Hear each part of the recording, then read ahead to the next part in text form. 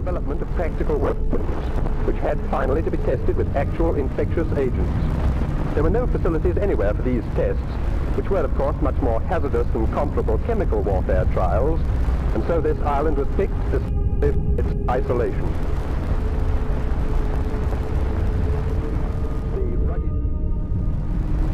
sheep were used for the trials because they're particularly sensitive to inhaled anthrax. They were kept at the mainland camp and only transferred to the island when required for trials.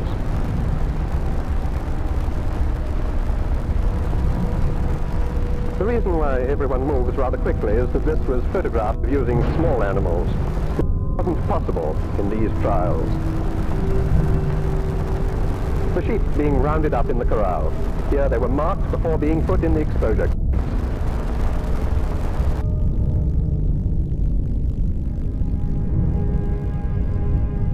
Impact fuse. It is fitted with an electric fuse for bursting at rest.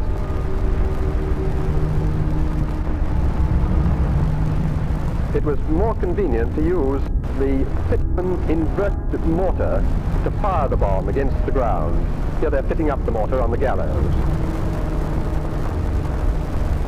The OP is the control point for the trial.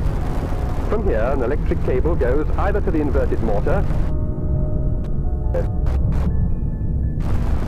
one might hear simplifying this.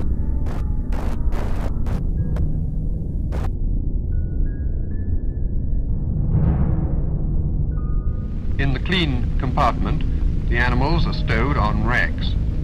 These animals will be used in subsequent trials.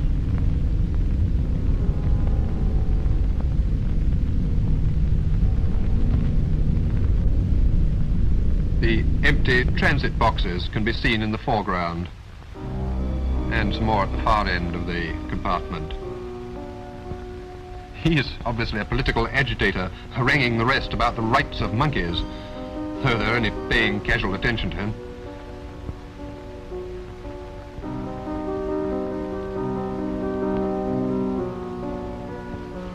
Trolleys are used to convey units to and from the more remote parts of the sampling line.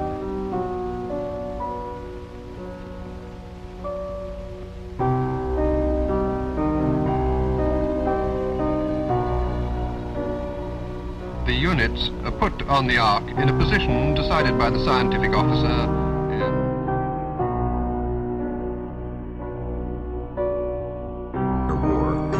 Later on with fear of biological and chemical war.